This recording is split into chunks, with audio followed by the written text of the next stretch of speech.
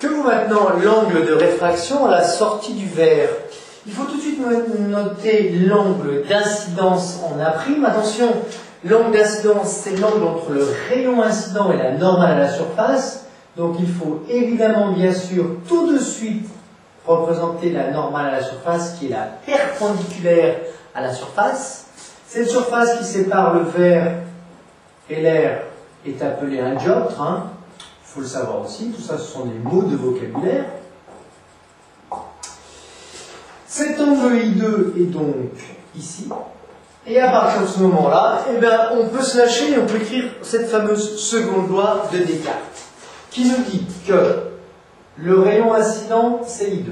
Donc, l'indice de réfraction du milieu incident, c'est-à-dire du verre, fois sinus de l'angle d'incidence, que j'appelle I2, est égal à l'indice de réfraction du milieu dans lequel se trouve le rayon réfracté, c'est-à-dire l'air, n de l'air, fois ce sinus I3, on va l'appeler I3, l'angle de réfraction, pour la radiation de couleur rouge. Bien.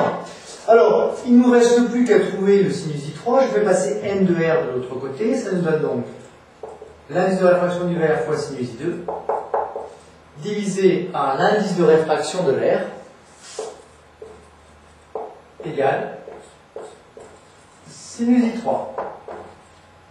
Ce qui nous donne pour sinus I3 l'application numérique suivante. N du verre, c'est 1,5 multiplié par sinus I2, c'est-à-dire sinus de 30.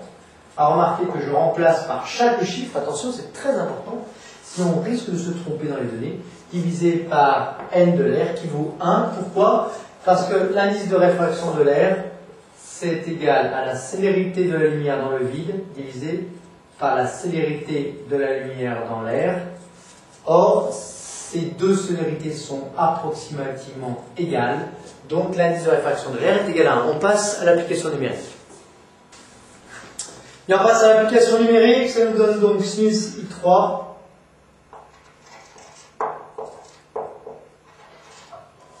égale 0,75. Bien.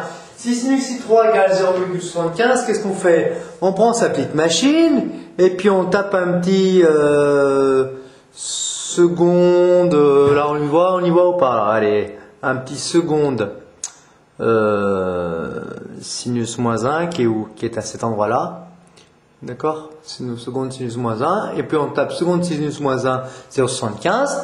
On inverse sinus, ce qui nous donne I3 environ égal à 49 degrés. Voilà pour l'angle de réfraction. Ce qui nous fait donc là, on a 45 degrés, 49 degrés. Voilà environ le rayon réfracté avec cet angle de 49 degrés.